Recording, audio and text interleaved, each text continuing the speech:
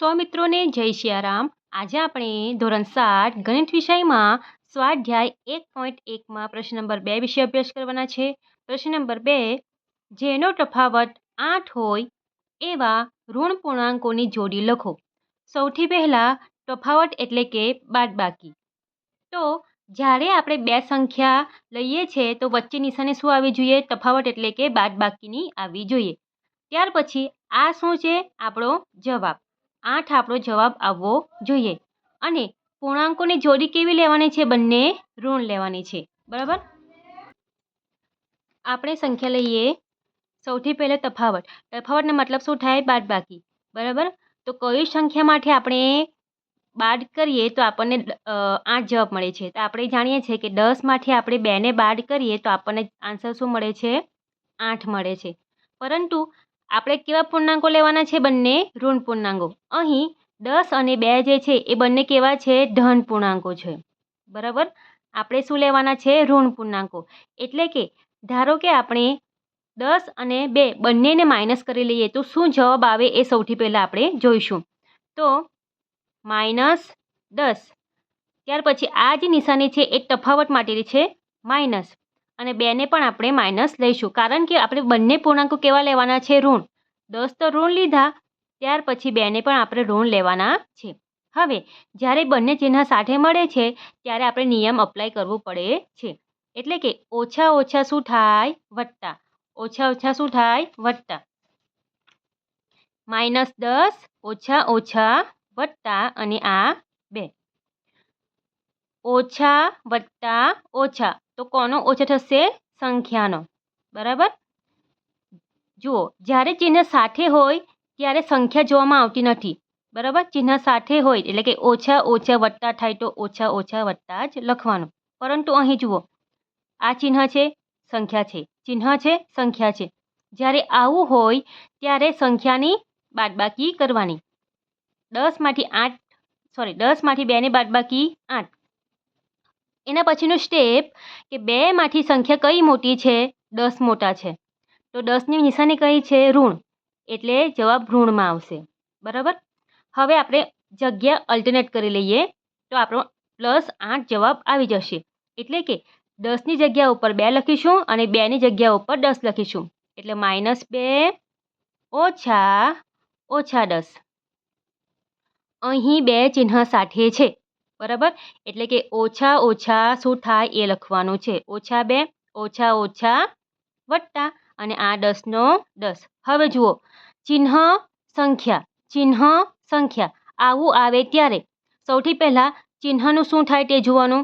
ઓછા વત્તા શું થાય? ચિહ્ન જુદા જુદા હોય તો ઓછા થાય. હવે શું કરવાનું કે કોનો ઓછા થાય? તો સંખ્યાનો. સંખ્યા કઈ કઈ છે? 10 અને 2. 10માંથી 2ને બાદબાકી 8. આટલું થાય પછી સૌથી મોટી સંખ્યા કઈ છે? 2માં. 10 અને 2માં સૌથી મોટી સંખ્યા કઈ છે? 10. 10ની નિશાની કઈ છે? પ્લસ. એટલે આપણો જવાબ આવશે +8. એટલે આપણી જે જોડી છે એ કઈ બનશે? -2 અને -10ની. -2 -10ની આપણી જોડી બનશે. બરાબર. આ પ્રમાણે તમે કોઈ પણ જોડી લખી શકો છો. બરાબર. એમાં એક એક વધારતા જઈએ તો અહીં તમે -3 અને -11 લખી શકો છો. હવે બી નંબરનું જુઓ, જેનો સરવાળો. એટલે કે સરવાળો છે, સરવાળો છે એનો મતલબ શું થાય? કે વચ્ચે પ્લસ આવવું જોઈએ. બરાબર. વચ્ચે પ્લસ લેવાનું છે. -5 હોય એવા ઋણ પૂર્ણાંક અને ધન પૂર્ણાંક. એટલે કે એક સંખ્યા ઋણમાં લેવાની છે અને બીજી સંખ્યા ધનમાં લેવાની છે. તો એ તો એકદમ ઇઝી છે. સૌથી પહેલાં આપણે બે સંખ્યા લઈ લઈએ. 2 અને 3 કેટલા થાય? 2 વત્તા 3 કરીએ તો 5 થાય. બરાબર. એક સંખ્યા કેવી લેવાની છે? ઋણ. અને બીજી સંખ્યા કેવી લેવાની છે? ધન. બરાબર. ધારો કે આપણે 2ને ઋણ લઈ લઈએ અને 3ને ધન રાખીએ તો જવાબ શું આવશે? ત્યારે તો ઓછા વત્તા ઓછા થાય એટલે કે સંખ્યાનો બાદબાકી થશે. તો 3માંથી 2ની બાદબાકી જવાબ આવશે +1. પછી આપણે લાવવાના શું છે? -5 લાવવાના છે. એટલે આ થશે નહીં. એટલે આપણે સંખ્યા કેવી લેવા પડશે? મોટી. તો મોટી એટલે કે 8માંથી 3ની બાદબાકી કેટલી થાય? 5 થાય. આવું તમારે વિચારવું પડશે, બરાબર? આવા અખતરા કરવા પડશે, પછી તમારો જવાબ લાવવાની તમારે ટ્રાય કરવી પડશે, બરાબર? એટલે આપણે માઇનસ જવાબ લાવવાનું છે, -5 લાવવાનું છે. એટલે આપણે શું કરીએ? 8 ધનમાં છે તો એને ઋણ કરી લઈએ, અને 3 ઋણમાં છે એને આપણે ધન કરી લઈએ, બરાબર? તો આપણો જવાબ આવી જશે -5. એટલે કે -8 અને આ સરવાળો કરવાનો છે એ અને 3. આ આપણું ઋણ પૂર્ણાંક છે અને આ આપણો ધન પૂર્ણાંક છે, કારણ કે આપણે એક ઋણ પૂર્ણાંક અને એક ધન પૂર્ણાંક લેવાનું છે. હવે જુઓ, ઓછા વત્તા ઓછા, સંખ્યાની બાદબાકી. 8માંથી 3ની બાદબાકી 5. મોટી સંખ્યા કઈ છે? 8. 8ની નિશાની કઈ છે? ઋણ. એટલે જવાબ કેટલા આવે છે? -5. તો કયો ઋણ પૂર્ણાંક મળે છે? કઈ આપણને જોડી મળે? -8 અને 3ની. એ પ્રમાણે તમે એક એક સંખ્યા વધારીને લખી શકો છો, બરાબર? તો આપણે જવાબ લખી લઈએ -8, 3. ત્યાર પછી સી નંબરનું જે છે એ તમે જાતે ટ્રાય કરી શકો છો. ત્યાર પછી તમે વિડીયોમાં જોઈ શકો છો. જેનો તફાવત -3 હોય એવા ઋણ પૂર્ણાંક અને ધન પૂર્ણાંક લખો. એટલે કે જે તફાવત છે એ વચ્ચે આવવું જોઈએ.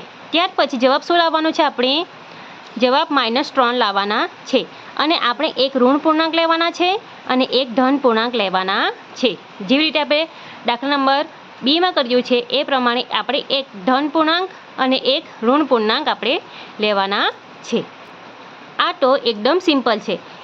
આપણે 2 અને 1 લઈએ તો 2 વત્તા 1 કેટલા થાય? 3. આપણને વચ્ચે માઇનસની નિશાની છે, એટલે કે આપણે 2ને આપણે -2 લઈએ તો આપણો આ ઋણ પૂર્ણાંક મળે, અને 1ને આપણે ધન લઈ લઈએ, બરાબર? આ પ્લસ કહેવાય. તો 2ને આપણે આગળ મૂકી લઈએ -2, અને આ તફાવત છે, અને આ 1નો 1. ઓછા ઓછા વત્તા, તો સંખ્યાનો વત્તા થશે, બરાબર? 2 વત્તા 3, અને મોટી સંખ્યા 2 છે અને 2ની નિશાની માઇનસની છે, એટલે જવાબ આવશે -3. તો આપણને જોડી કઈ મળે છે? -2 ધન 1, -2 ધન 1. આ પ્રમાણે તમે કોઈ પણ જોડી લખી શકો છો. એક વધારતા જવાનું, એટલે કે બીજી જોડી લખવી હોય તો -3 અને આપણે તો -3 તો જવાબ જ લાવવાનો છે, -5 2, બરાબર? આ પ્રમાણે તમે જોડી લખી શકો છો, બરાબર? આપણે કરી લઈએ -5 અને 2નું.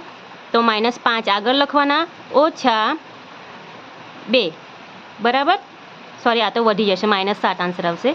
એટલે આ જોડી આવશે નહીં, બરાબર? આ એક જ જોડી આવશે. આમાં તમારે ટ્રાય કરવું હોય તો તમે કરી શકો છો, એના સિવાયની બીજી કોઈ જોડી આવતી હોય તો, બરાબર? વિડીયો કેવું લાગ્યું? વિડીયોમાં કોમેન્ટ બોક્સમાં કોમેન્ટ કરી શકો છો. વિડીયો પસંદ આવ્યો હોય તો વિડીયોને જરૂરથી લાઈક કરજો, મિત્રોને શેર કરજો. મળીએ આપણે આગળના વિડીયોમાં. સૌને રાધે રાધે.